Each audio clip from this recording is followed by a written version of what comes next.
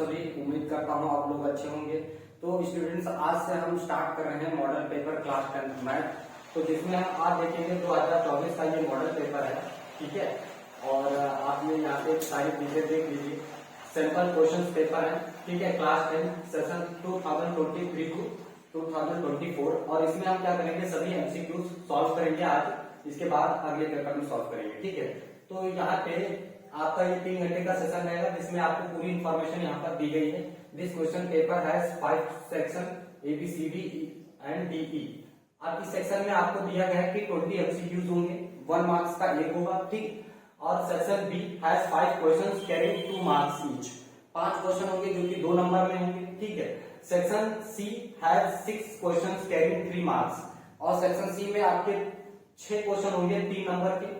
Section D में होंगे 4 question, जिसमें एक क्वेश्चन होगा 5 नंबर का, ठीक। उसके बाद सेक्शन E में तीन केस रहेंगे, जिसमें integrated unit of assessment and 4 marks each, ठीक है, 4 नंबर का एक रहेगा। तो यहाँ से हम लोग स्टार्ट करेंगे सेक्शन A के क्वेश्चन, ठीक। तो आपके सामने ये क्वेश्चन दिया गया है और यहाँ पर आपसे कहा गया है if 2 positive integers A and B are written as ax cube y square and bxy cube where x y are prime numbers, then the result obtained by dividing the product of the positive integers by the LCM is। a और b का LCM हमें बताना है कि क्या होगा, ठीक है। तो हमें इसका LCM फाइंड करना है। तो देखो LCM क्या होता है, LCM होता है जो इसमें से हाईएस्ट वैल्यू हो उसको आप ले लो, ठीक है। तो यहाँ पर देखो a इक्वल टू आपको क्या गिवन है, एक्स क्यूब वाई स्क्वायर है, और b आपको कितना गिवन है, तो b आपको गिवन है एक्स वाई क्यूब, ठीक। इन दोनों में a और b में अगर हम यहाँ पर एलसीएम फाइंड करें तो क्या कितना हो जाएगा, एक्स क्यूब ये हाईएस्ट और वाई क्यूब ये हाईएस्ट, यानी ऑप्शन सी हमारा करेक्ट हो जाएगा इसमें, ठीक है। ये हो जाएगा हमारा क्या, इसका एलसीएम हो जाएगा, ठीक। चलिए आगे देखते हैं, ठीक है। इसको आप लोगों ने नोट कर लिया, समझ आया। इसका एलसीएम हमारा क्या जाएगा, ऑप्शन सी फर्स्ट का, ठीक। इसके बाद हम नेक्स्ट देखेंगे क्वेश्चन सेकंड वाले में, देखिए यहाँ पर, ठीक है। तो क्वेश्चन सेकंड हमारे पास क्या है, क्वेश्चन सेकंड हमारे पास ये एक इक्वेशन दी गई है, ठीक है। ध्यान से देखिए, the given linear polynomial y equal to fx has 2 zeros. इसमें इस इक्वेशन में कितने जीरोस होंगे, तो हमने आप लोगों को पढ़ाया है। अगर आप लोगों ने ये चैप्टर डिटेल में नहीं पढ़ा तो हमारी वीडियो में जाकर के आप देख सकते हो, ठीक। तो यहाँ पर जीरोस हम वहां पे लेते हैं जो एक्स एक्सिस पर होता है। तो एक्स एक्सिस पर यहाँ पर देखिए, एक्स एक्सिस को ये लाइन कितनी टर्म्स काट रही है, तो एक जगह कट कर रही है, तो इसमें एक जीरोस होगा और उसकी वैल्यू कितनी होगी, 3, ठीक। तो यहाँ पर आपसे क्या पूछा गया है कि the given linear polynomial y equal to fx has 2 zeros, ना ये भी नहीं होगा, एक zeros and the zero is 3। हाँ, ये करेक्ट है। देखो एक ही जीरोस होगा क्योंकि ये लाइन एक्स एक्सिस को कितनी जगह पर कट कर रही है, एक जगह, तो एक 1 जगह पर कट कर रही है, इसलिए जीरोस कितना होगा 1, और उस जीरोस की वैल्यू कितनी होगी 3, क्योंकि एक्स एक्सिस के किस नंबर पर कट कर रही है, 3 पर, इसलिए इसका आंसर ये करेक्ट हो जाएगा, ठीक है। क्लियर। अगला देखते हैं हम, यहाँ पर आ जाइए। अब आपको हमने लीनियर इक्वेशन इन 2 वेरिएबल में इक्वेशन के बारे में आप लोगों को हमने अच्छे से समझाया है कि 3 लाइंस होती हैं। अगर वो दो लाइंस हैं, उनके बीच में क्या क्या रिलेशन हो सकता है। तो देखो, पहला इंटरसेक्ट लाइन कर सकती हैं, उसके लिए कंडीशन होती है A1 upon A2 not equal to B1 upon B2, ये होता है इंटरसेक्टिंग लाइन के लिए, ठीक।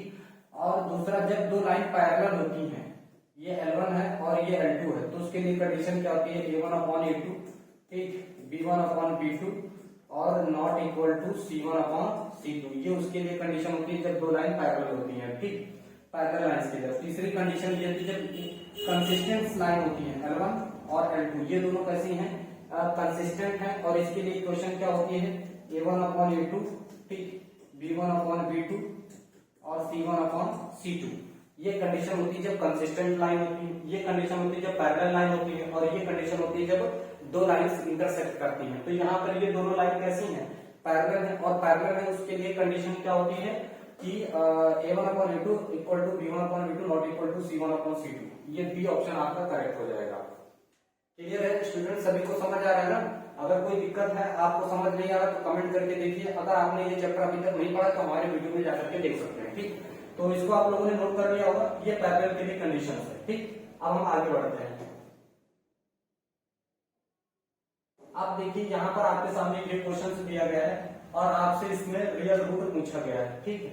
पूछा गया इसमें write the nature of roots, nature of roots find करना। तो सुनो, इसके लिए क्या करते हैं हम लोग, इसकी पहले कंपेयरिंग करते हैं। A X square plus minus 4 into A कितना हो जाएगा हमारा, ये हो जाएगा -6, ठीक है, इंटू सी -2, तो 36 प्लस प्लस माइनस 4 में 36 में 72, ठीक है। तो डी की वैल्यू कैसी आ रही है, नेगेटिव लेस देन 0 आ रही है, लेस देन 0 है, ठीक, लेस देन 0 है तो नो रियल रूट्स, ठीक है, नो रियल रूट्स ये हो जाएगा, नो रियल रूट्स। ये वैल्यू कैसी आ रही है, तो यहाँ पर देखो greater than or equal to 0 होता है तो 2 रियल रूट होते हैं, अगर इक्वल होता है तो 2 रियल इक्वल रूट होते हैं, और अगर ये कंडीशन होती है तो 2 रियल डिस्टिंक्ट रूट्स होते हैं, ठीक।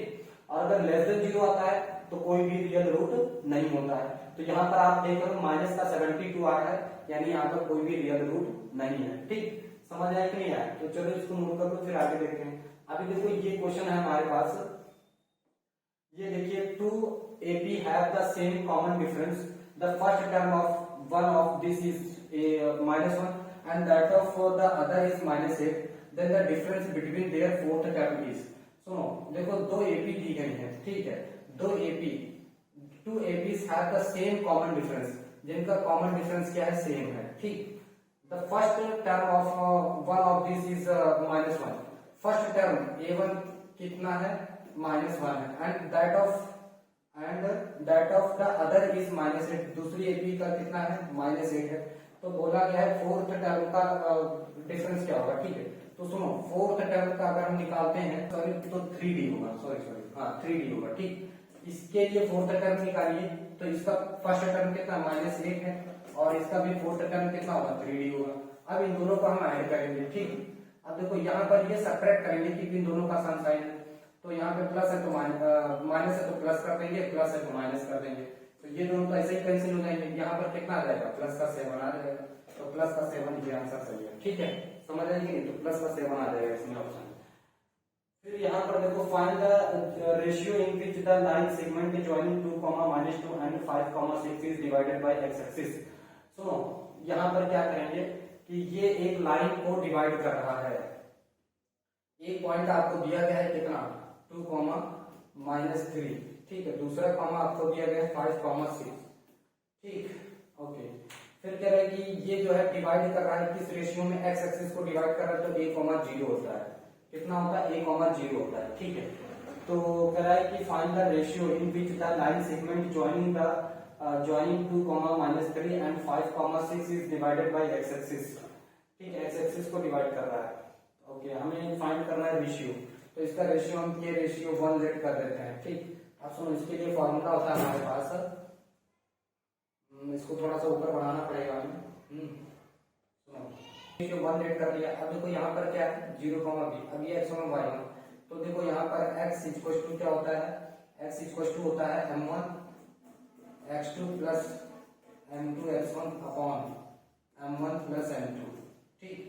फिर क्या होता है, y equal to m1 y2 plus m2 y1, नीचे होता है आपका m1 प्लस m2, ठीक। अब सुनो यहाँ पर हम क्या कर रहे हैं, इसमें वैल्यू डाल रहे हैं y इक्वल टू, इसको हमने m1 और इसको हमने m2 मान रखा है, ठीक। तो m1 कितना है देखो k इंटू y2 देखो कितना है 6 प्लस m2 कितना है 1 इंटू y1 कितना है, y1 है -3, तो -3, ठीक है, m1 प्लस m2 यानी k प्लस 1, ये हो गया। यहाँ पर हम y की जगह कितना डाल देंगे, तो y देखो यहाँ पर ये है x और ये है y, तो यहाँ पर हो जाएगा 0, नीचे वाला टर्म पूरा 0 हो जाएगा, तो यहाँ पर कितना हो जाएगा 6k -3, ठीक है। तो यहाँ पर सुनो k की वैल्यू 6k इक्वल टू कितना आ जाएगा 3, यानी k की वैल्यू कितनी आ जाएगी 1/2, यानी रेशियो यहाँ पर 1:2 आ जाएगा। ऑप्शन कौन सा सही हो जाएगा, 1:2, ये ऑप्शन आपका करेक्ट हो जाएगा। समझ आया कि नहीं आया, देखो ध्यान से, ये वाला फॉर्मूला लगाएंगे यहाँ पर, ठीक। भाई ये x हो गया a और y कितना है 0, तो हमने y को शो रखा 0, ये पूरा टर्म इधर जाएगा, 0 से मल्टीप्लाई होगा 0 हो जाएगा, तो यहाँ 6k -3 3 इधर आ जाएगा, ठीक, प्लस तो टेन की वैल्यू कितनी आ जाएगी 1/2, यानी रेशियो क्या बनेगा आपका 1/2 बनेगा। क्लियर है? चलो आगे देखते हैं। x, y is 5 unit from the origin. How many such points lie in the third quadrant? ठीक है, तो देखो कह रहा है कि यहाँ पे कह रहा है x, y is 5 unit.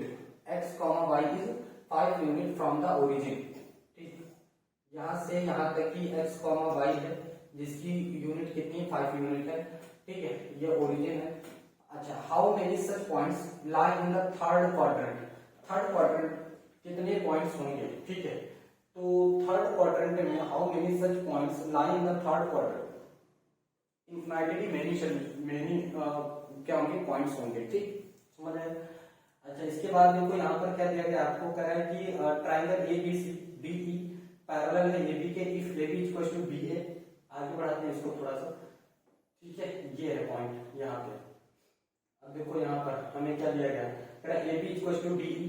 ठीक है, parallel to A B if A B equal to A and D E equal to X and B E equal to B. सुनो, पहले मैं इसको रख लेता हूँ। इफ ए बी कहाँ है, ये ए है। ठीक, डी ई कितना है, डी ई आपका एक्स है। ठीक, उसके बाद बी ई कितना है, बी ई बी है, और सी ई कितना है, सी है। ओके, ठीक है। अब हमें क्या करना है, express X in terms of A B and C. हमें इन सबको इसके फॉर्म में रिप्रेजेंट करना। अब सुनो, ट्राइंगल, ये दोनों ट्राइंगल कैसे हैं, डी ई जब पैरेलल है तो यहाँ पर हम क्या करेंगे, बीपीटी थ्योरम लगाएंगे। ठीक है, तो बीपीटी थ्योरम क्या कहती है कि भैया C D upon A B A C B similar to triangle BCE BCE, ये ऐसा करते हैं। AC upon BC equal to BC upon CE equal to AB upon D। ठीक है, अब सुनो इसके बारे में देखते हैं। तो इफ यहाँ पर गिवन है आपको, if AB equal to A, DE equal to X, DE ये x है, फिर आपको बी ई दिया गया है b है, और सी ई आपको दिया गया c है। ठीक है, तो हमें क्या करना है, साइड्स फाइंड करना है। ठीक है, हमें express in x in terms of A B and C. ठीक है, तो ठीक, तो देखो ए सी हमें कितना गिवन है, ए सी तो हमें क्या गिवन है, ए सी नहीं पता है। ठीक है, छोड़ो, सी डी के बारे में भी हमें जानकारी नहीं। बी सी कितना है, तो बी सी है बी, सीई कितना है, सीई है सी। ठीक है, उसके बाद यहाँ पर देखो ए बी कितना है, ए बी है ए, और डी ई कितना है, डी ई है एक्स। ठीक, अब देखो सुनो, इसको हम क्या करेंगे, इसको इधर लेके जाएंगे और इसको इधर। ठीक, इधर तो इसको पहले हम रेसिप्रोकल करते हैं। ठीक, या इसको इधर लेके आते हैं, इसको इधर लेके आते हैं। तो सुनो एक्स इक्वल टू कितना आ जाएगा, ए बी अपॉन सी। ठीक है, A B upon C, A B upon C, A B upon C. ठीक, ऑप्शन सी आपका करेक्ट हो जाएगा। ठीक है, ओके, इसको आप लोग नोट कर लीजिएगा।